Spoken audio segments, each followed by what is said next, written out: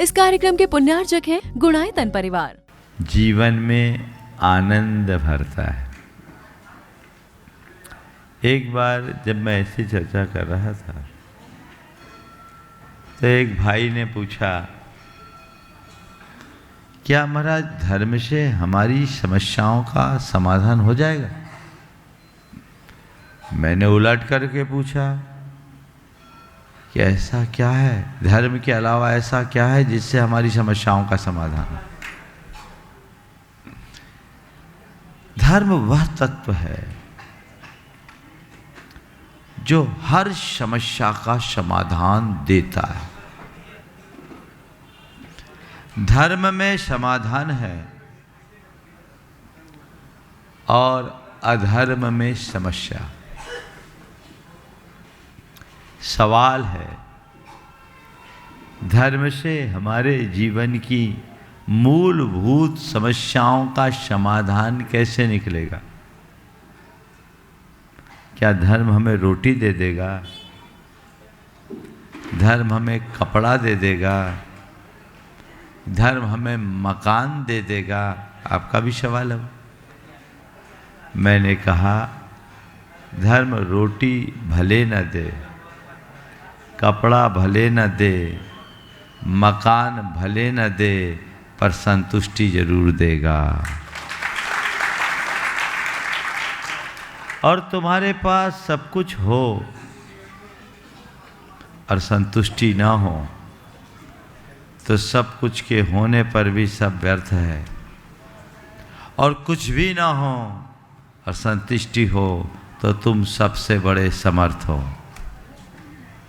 अपने अंतरंग में संतुष्टि को उद्घाटित करना, और संतुष्टि में ही आनंद है।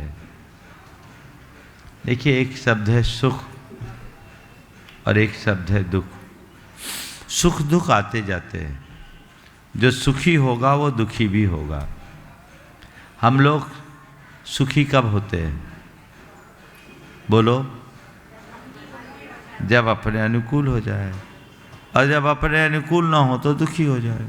तो सुख के बाद दुख, दुख के बाद सुख, ये खेला चलता रहता है। सुख और दुख दोनों शब्द सु और दु उपसर्ग पूर्वक ख शब्द पर बना है। ख का अर्थ होता है इंद्रिय।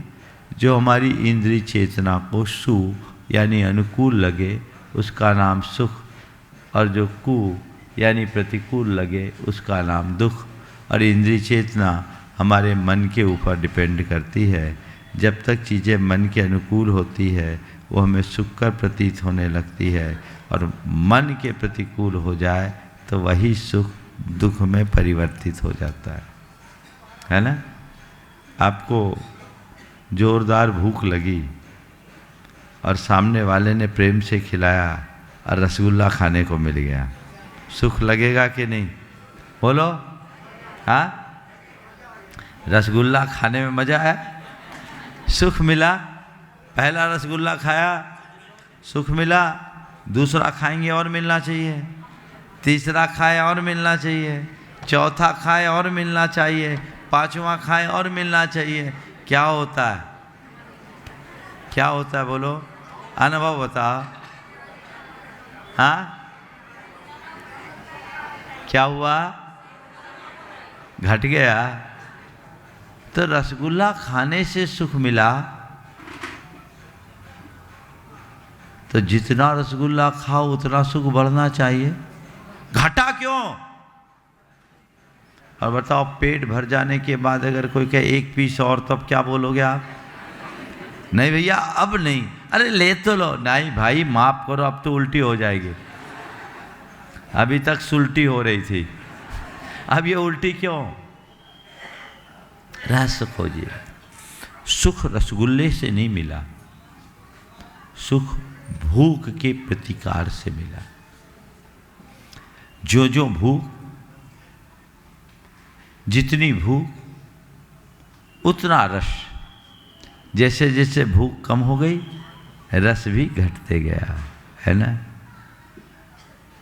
तो हमारी इंद्रिय चेतना की दशा यही है। वो किसी भी एक वस्तु और एक विषय पर अधिक देर तक नहीं टिकती। बहुत नए डिजाइन की ब्रांडेड साड़ी लेकर आई, महंगी ऐसी साड़ी जो इंदौर के मार्केट में पहली बार आई और संभवतः सबसे पहले आपने ही पहनी। क्या लगता है, सुख लगता है कि नहीं? हाँ, और दो चार देख करके उसकी सराहना कर दे तो और ज़्यादा छाती फूलती है ना? हाँ, और अच्छी साड़ी है ना, मन पसंद तो बदलना मत। रोज रोज वही पहनो, भले धो के पहनो। एक ही साड़ी रोज पहनना पसंद करोगे क्या? क्या होता है महाराज, रोज तो छोड़िए, हम तो एक दिन में 4 बार कपड़े बदलते हैं। क्या हुआ? मन को परिवर्तन चाहिए। सुबह जिसे आपने पहना शाम को ही वही अरुचिकर लगने लगता है।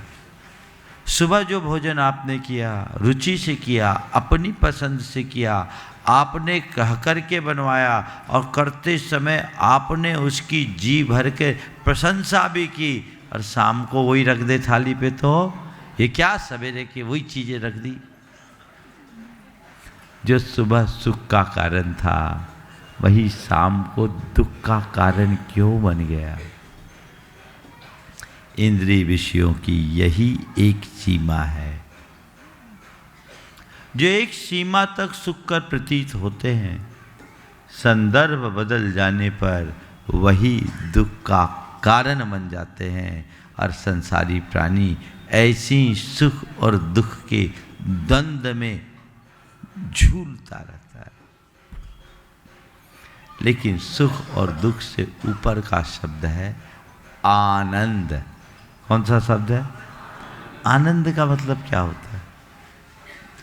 आनंद शब्द संस्कृत के नंद धातु में आ उपसर्ग पूर्वक बना है, यानी सब ओर से संतुष्ट रहना, इसका नाम है आनंद। अनुकूल में प्रतिकूल में, सुख में दुख में, अच्छे में बुरे में, लाभ में नुकसान में संतुष्ट बने रहना आनंद है। संतुष्टि का नाम आनंद है, और धर्म हमें उसी संतुष्टि को अपनाने की कला सिखाता है। यदि मन में वो तोष जग गया तो इस धरती पे तुमसे खुश और कोई दूसरा इंसान नहीं। सवाल उस संतुष्टि को हम कैसे लाए? विगत 1 सप्ताह से यही बात चल रही, और मैंने भी सोचा है ये साल संतुष्टि का साल मनाया जाए। असंतुष्टि आए ही नहीं, सबको संतुष्ट कर दो। बहुत मुश्किल है, सबको संतुष्ट करना बहुत मुश्किल है, पर सब में संतुष्ट रहना बहुत सरल है ना? बोलो, संतुष्ट करना कठिन है लेकिन संतुष्ट होना बहुत सरल है। कब? यदि हमारे अंदर अंतर्दृष्टि प्रकट हो जाए तब। 4 सूत्र आज फिर देना चाह रहा हूँ। अपने मन को हर स्थिति में आनंद से भरने के लिए, अपने मन को संतुष्टि से भरने के लिए, अपने हृदय में प्रसन्नता को जगाए रखने के लिए, और सदा बहार खुश बने रहने के लिए चाहिए पहला सूत्र, जो मिला है उसे पसंद करो। क्या करो? जो मिला है उसे पसंद करो। है पसंद? हाउ कह रहे हो, लेकिन असलियत कुछ और है। मनुष्य के जीवन की सबसे बड़ी कमी यदि कुछ है तो यही है कि कि जो मिला है वो पसंद नहीं है, जो औरों को मिला वो पसंद है। तुम्हारे पास करोड़ों हैं वो तुम्हें नहीं दिखता, दूसरों के पास जो तुमसे ज़्यादा है ना, तुम्हारी नज़र उधर दौड़ती है। तुम्हारा अच्छा टर्नओवर, अच्छा व्यापार चल रहा है, उस पर तुम्हारा ध्यान नहीं, तुम्हें पड़ोसी की बैलेंस शीट दिखाई पड़ती है, उसकी ग्रोथ दिखाई पड़ती है।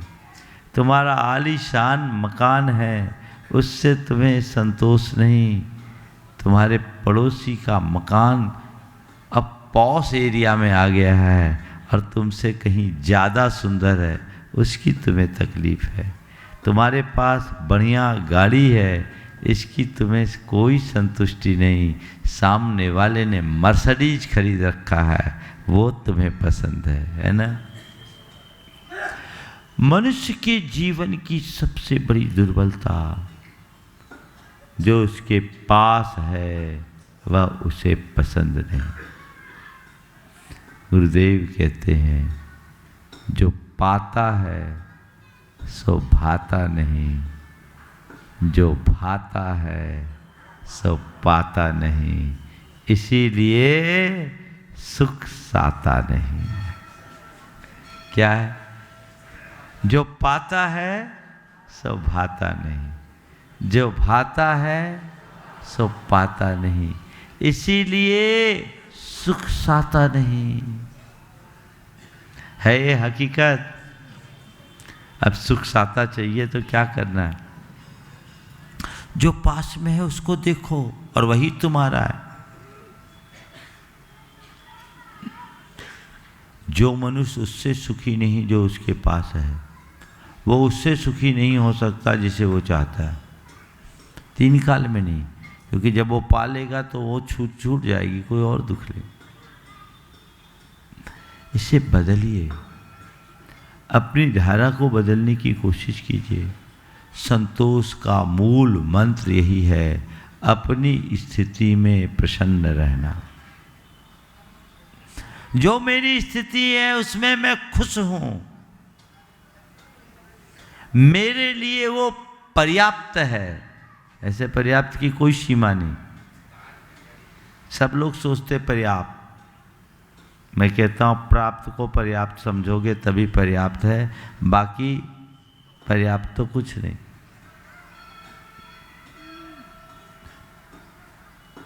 आप लोग बोलते हैं कि ये सब पापी पेट के लिए करते हैं। किसके लिए करते हैं? गुरुदेव के चरणों में, जब गुरुदेव महुआ जी में थे, उन दिनों भारत सरकार के टेक्सटाइल मिनिस्टर थे काशी प्रसाद राणा। हाँ, गुजरात के थे। वो गुरु चरणों में आए तो उन्होंने अपनी बातचीत में कहा कि सब पापी पेट के लिए करते हैं, हमारे साथ पापी पेट लगा है। गुरुदेव ने कहा पेट पाप नहीं करता, पेट वाला पाप करता है। कौन करता है? पेट वाला करता है। पेट कहाँ पाप करता है बोलो? और पेट के लिए पाप करने की जरूरत ही नहीं, क्योंकि पेट की साइज तो एक सीमित है। 2 रोटी खा लो, पेट कम से कम 6 घंटा को शांत हो जाता है। लेकिन पेट वाले ने अपने साथ पेटी अटैच कर ली है। क्या कर ली? पेटी अटैच कर ली। और ये जो पेटी है ना, वो कभी भरती नहीं, 99 के चक्कर में लगाती है। तो वहां हमें अपने आप को रोकना है। जो है उसे पसंद करे, ये अपने जीवन का आदर्श बनाए। दूसरी बात, अनावश्यक आकांक्षाओं से बचे, व्यर्थ की आकांक्षाओं से बचे। व्यर्थ की चाह, व्यर्थ की चाह मतलब जिसकी कोई जरूरत नहीं, और संभावना भी नहीं। आप लोग उसमें उलझ करके ज़्यादा रहते हैं कि नहीं? मतलब से मतलब रखो तो कोई बात नहीं, पर बिना मतलब की बातों में उलझने वालों का कोई मतलब नहीं। व्यर्थ की आकांक्षा दुराकांक्षा कहलाती है, जो मनुष्य को अंतहीन आपाधापी में उलझा करके रख देती है। आप लोग कहते हो ना, ख्वाबी पुलाव खाते हैं, मन के लड्डू। क्या? मन के लड्डू।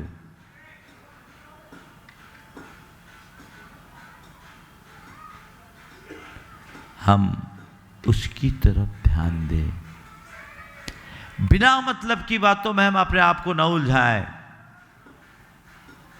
जो जरूरी वो करो। अब थोड़ा देखो कि जरूरी क्या है। तुम्हारे गुजारे के लिए जो जरूरी है वह सब जोड़ो,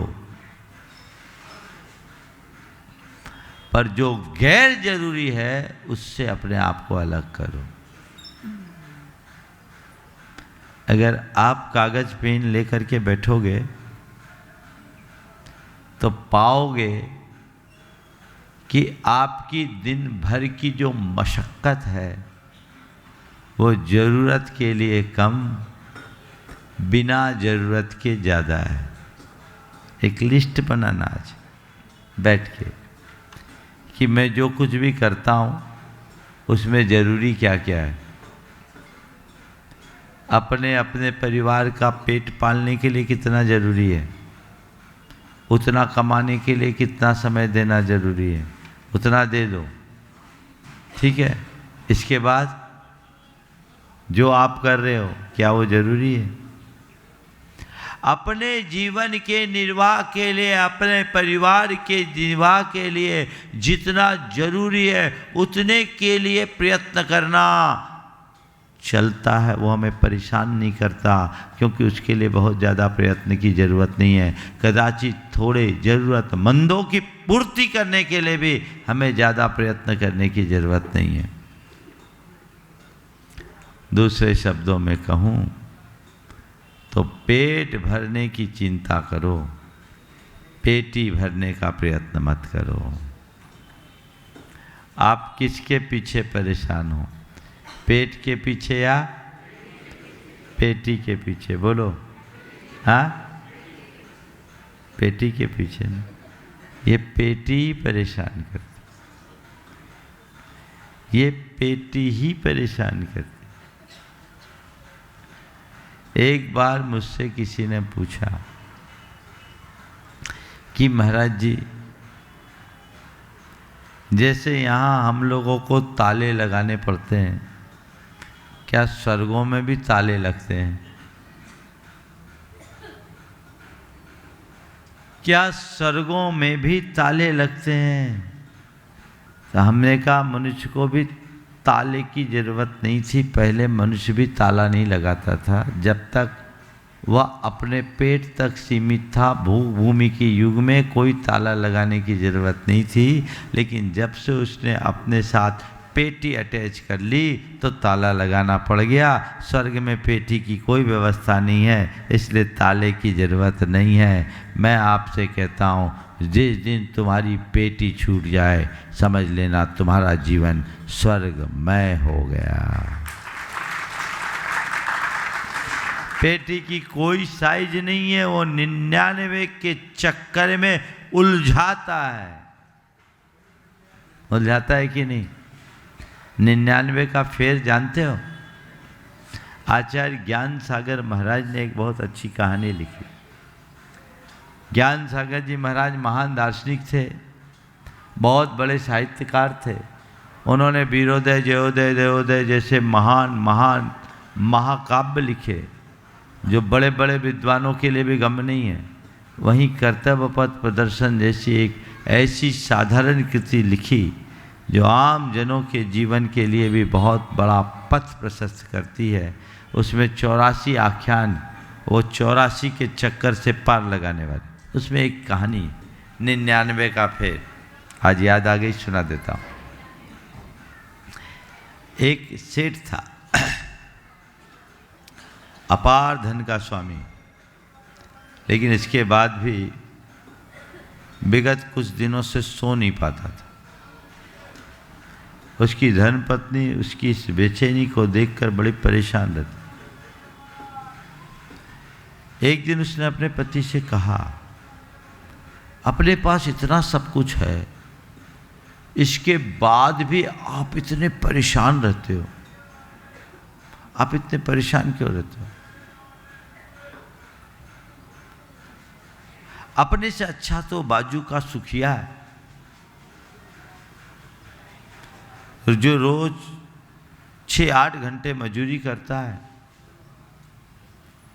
और बड़े आनंद से रहता है। देखो, सुबह से उसके घर में पूजा प्रार्थना होती है, शाम को बच्चों के साथ खेलता है, भगवान की आरती करता है, आनंद में मग्न होता है। कितना अच्छा है वो हमसे। सेठ ने उसकी बात सुनी और कहा, ठीक कहती हो तुम, सुखिया अपने से बहुत अच्छा है, वो बड़ा गरीब है।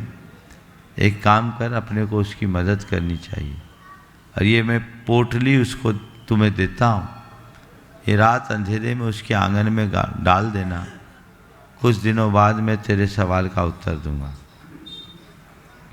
सेठ ने एक पोटली दी, उसमें कुछ मोहरे थी। सेठानी ने सेठ के कहे अनुसार उस पोटली को सुखिया के आंगन में डाल दिया। सुबह हुई, सुखिया की नज़र उस लाल लाल पोटली पर पड़ी। प्रफुल्लित मन से वो पोटली को उठाया, पोटली वजनदार दिखी, उसमें खनखनाहट हुई। उजाले में आकर देखा तो उसमें सोने की मोहरें थी। उछल पड़ा, दूर से ही आवाज़ लगाते हुए कहा, देख, आज भगवान ने कितनी बड़ी कृपा की है अपने दास पर। कहते हैं भगवान के घर में देर है, अंधेर नहीं। देख, प्रभु ने आज मेरे घर में सोने की बरसात की, सोने की बरसात की। अब क्या देखा तो मनुष्य के पास दो बड़ी दुर्घटनाएं घटती है। एक, जिस चीज़ को वो चाहता है वो नहीं मिलती, और दूसरी कि वो मिल जाती। जब तक चीज़ें नहीं मिलती तब तक पाने की प्यास होती। मिल गई तो अब कितनी मिली देखो, गिनती की तो गिनती की तो वो पूरे 99 थे। इसने कहा, हे भगवान, दिया भी तो 99 दिया, 100 पूरे कर देता तो अच्छा था। फिर उसने कहा, हे भगवान, चलो 99 आपने दी, एक में मेहनत करके 100 पूरा कर लेता। 99 आपने, 100वां में। अब एक मुहर लाना है। अभी तक तो मेहनत मजदूरी करके अपने अपने परिवार का काम आनंद से चला लेता था। 6 घंटे काम करता था, दिन भर का खर्चा निकल जाता था, आनंद से जीता था। अब एक मुहर का सवाल है। अब वो 6 घंटे की जगह 12 घंटा खटने लगा। कैसी डबल इनकम करे, और रोज़ वो 500-700 रुपया बचाना शुरू किया। थोड़े दिन में 80,000 हो गए। क्या भाव है अभी? हाँ, कितना ही, इतना ही है कि बढ़ गए? इतना ही है। तो हुए, रुपये जोड़े, और एक दिन जब पर्याप्त रुपये जुड़ गए तो एक मुहर लेकर आया, थैली में डाला।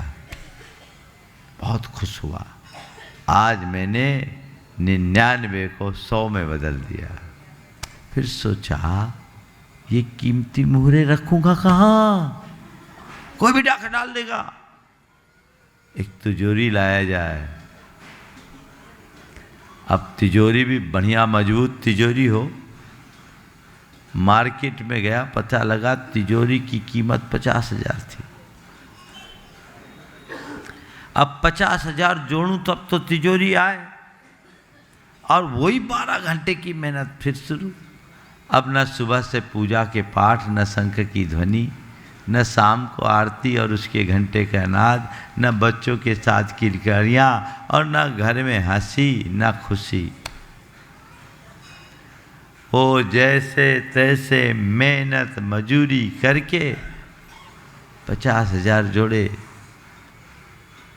और उस तिजोरी को अपने घर के एक कक्ष में गाड़ के रखा और खूब प्रसन्नता से भरकर उसने उस पोटली को तिजोरी में रखा। देखा तिजोरी इतनी बड़ी है और पोटली तो एक कोने में सिमट गई। अब मेहनत से तिजोरी लेकर आया हूँ, जब तक ये तिजोरी पूरी न भर लूँ तो मतलब क्या। कहते हैं वो सुखिया आज भी तिजोरी भरने की कोशिश में लगा है, पर तिजोरी भर नहीं पा रही है, तिजोरी नहीं भरी। अब वो सुखिया दुखिया बन गया है ना। यही है 99 का फेर। तब बोलो सुखिया बने रहना है या दुखिया? बोलो हाँ, अभी हो क्या ये बता दो। सुखिया हो ना। अब सुखिया बनना भी तुम्हारे हाथ में और दुखिया बनना भी तुम्हारे हाथ में। तुम्हें खुद तय करना है कि मुझे क्या बनना है। बिना मतलब के काम में क्यों संतोष को जीवन का आधार बनाओ। लालसा को नियंत्रित कीजिए। अपनी स्थिति में संतुष्ट रहे, पहली बात। लालसा को नियंत्रित करे, दूसरी बात। तीसरी बात, लाभ हानि में समबुद्धि रखे। नफा नुकसान में समता रखे। फायदा हो गया आप उछल जाते हो, नुकसान हो जाए बेबल हो जाते होता है। अरे भारी नुकसान, भारी नुकसान, भारी नुकसान। धन का नुकसान जो होता है सो कम, मन का नुकसान ज़्यादा होता। एक आदमी बड़ा परेशान था, मन बड़ा खिन्न। क्या बात हो गई? बोला महाराज जी कल किसी ने चैन खींच ली। चैन खींच ली। भीड़ भाड़ में तो ऐसा होता ही। बोले कैसे खींच ली? बोले महाराज जी आपके कार्यक्रम में आए थे, बहुत भीड़ थी, चैन चले गई। तो हमने कहा हम तो सबको चैन बांटते, चैन पहन के आए क्यों थे? बोलो हम आप लोगों को चैन ही तो बांटते हैं। तो जब मालूम था कि महाराज के कार्यक्रम में भीड़ भाड़ होगी तो चैन पहन के आए क्यों? अरे भैया वो चैन चले गई, चले गई। मैंने जो चैन का रास्ता बताया उसे अपना लो, कभी बेचैन नहीं बनोगे। बोले महाराज क्या बताऊं, रात भर नींद नहीं आई। हम बोले भैया चैन तो उसने छीनी, नींद किसने गवाई? चैन गई सो गई, इतने बेचैन क्यों हो रहे हो? ये सोच लेते चैन गई गर्दन बच गई तो अच्छी नींद आती। ये भी तो हो सकता है। हाँ क्यों पहन के गए? भीड़ भाड़ में बच के रहना चाहिए। एक बार मैंने ऐसा कहा तो महाराज भीड़ भाड़ के लिए तो पहना है, बनाया है, तिजोरी में रखने के लिए थोड़ी।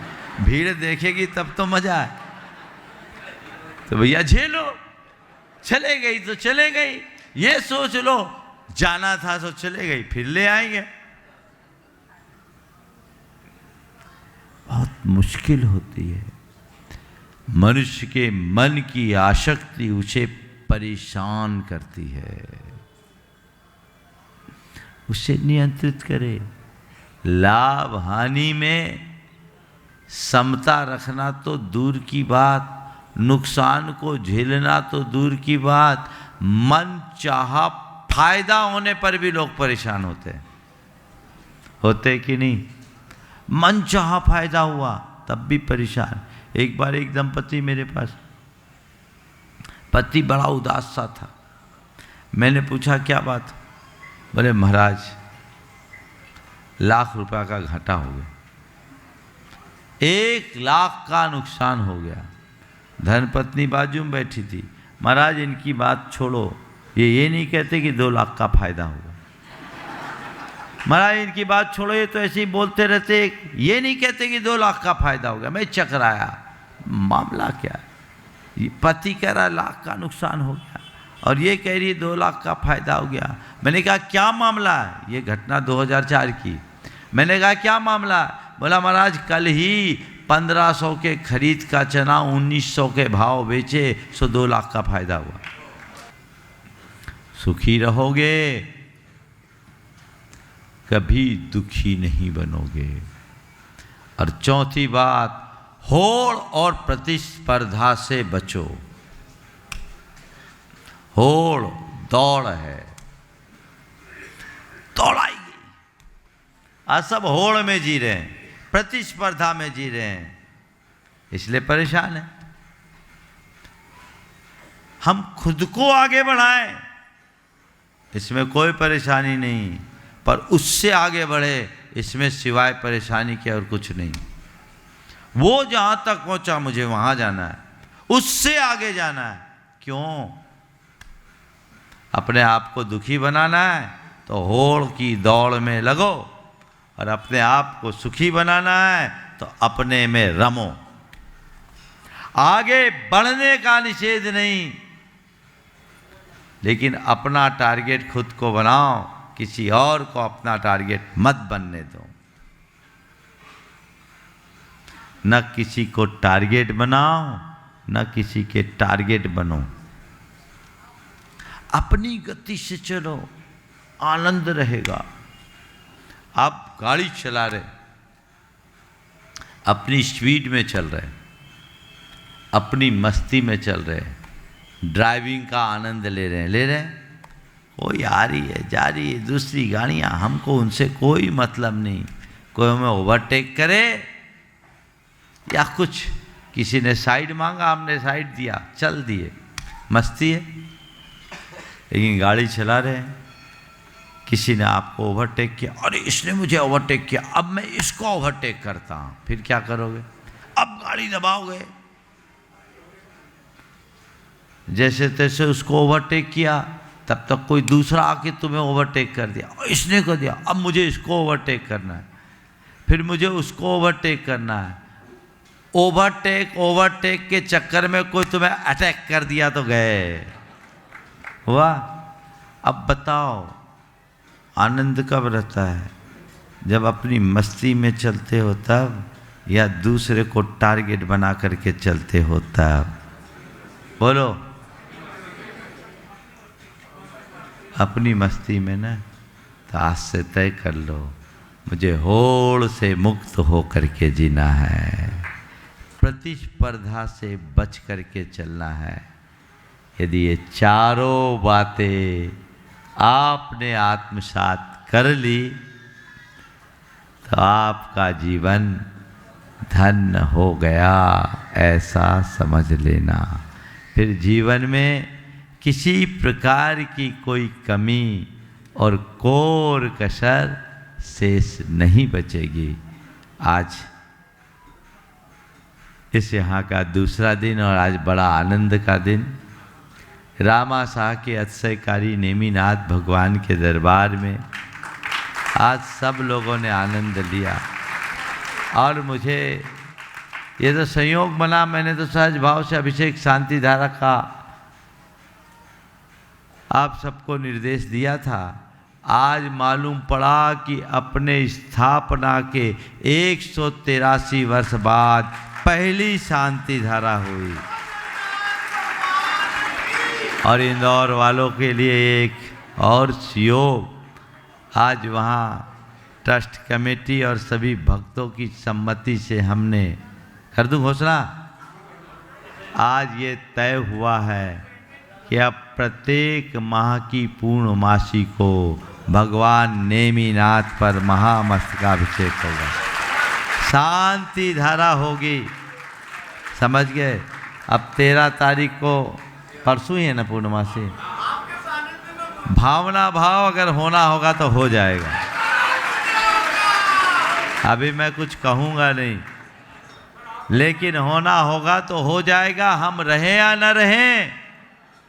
अब शांति धारा तो प्रत्येक पूर्णमासी को होगी और उत्सव के साथ होगी। पूरा इंदौर शहर आज भी बहुत उत्सवी वातावरण था और ये सूचना सबको आप जारी कर दीजिए। और एक संशोधन और मैंने कराया कि वहाँ 5:30 बजे से अभिषेक शुरू हो जाता था अंधेरे में और 9 बजे तक चलता। ये उचित नहीं। मैंने इन सब से कहा 1 घंटे का समय बांध लो और आज आप लोगों ने समय सुनिश्चित किया है। आप लोगों से भी कहूँगा कि नेमिनाथ भगवान के अभिषेक का जो निर्धारित समय अभी यहाँ घोषित किया वो आप उसी समय में करें और जो आगे पीछे आए वो इस जिनालय में आके कर ले, यहाँ का भी निर्धारित समय कर लो और पीछे महावीर स्वामी का भी समय निर्धारित कर लो। अभिषेक से कोई ना बचे, लेकिन हर वेदी के अभिषेक का जो समय नियत है उसी समय पर आए तो आपका पुण्य प्रगाढ़ होगा, असाधना और अवमानना से भी बचोगे। ये परंपरा आगे भी चलते रहे, प्रयास करना चाहिए। आज आ रहा हूँ यहाँ 2 दिन से हम आए, बहुत ही विस्तृत और ऊर्जावान परिसर है ये। मैंने कमेटी से कल बात किया, बैठ जाए आप लोग, कमेटी से बात किया। यहाँ की कमेटी भी बहुत उत्साहित और ऊर्जावान कमेटी है। मैंने इन लोगों से निर्देश दिया है कि एक बृहत कार्य योजना बनाए, मास्टर प्लान तैयार करे और इस धरा को इंदौर की सबसे खूबसूरत जगह बनाए। इसे इस रूप में विकसित करे कि इंदौर नगर में आने वाले हर साधु की पहली पसंद नसिया हो। आप लोग कार्य योजना बनाए, हमने अपेक्षित मार्गदर्शन दे दिया। कमेटी भी इस बात के लिए संकल्पित हो गई है, तो अपने मुख से बोलेगी कि महाराज आपके मार्गदर्शन के अनुसार योजनाबद्ध तरीके से हम इस क्षेत्र का विकास करेंगे। संकल्पित हो ना, खड़े होकर के पूरे ट्रस्टी एक साथ, सारे ट्रस्टी इस बात की घोषणा यहाँ कर दे, एक बृहत कार्य योजना बनाए। बोलो साथ ही साथ चलने दो। इस कार्यक्रम के पुण्यार्जक थे गुणायतन परिवार।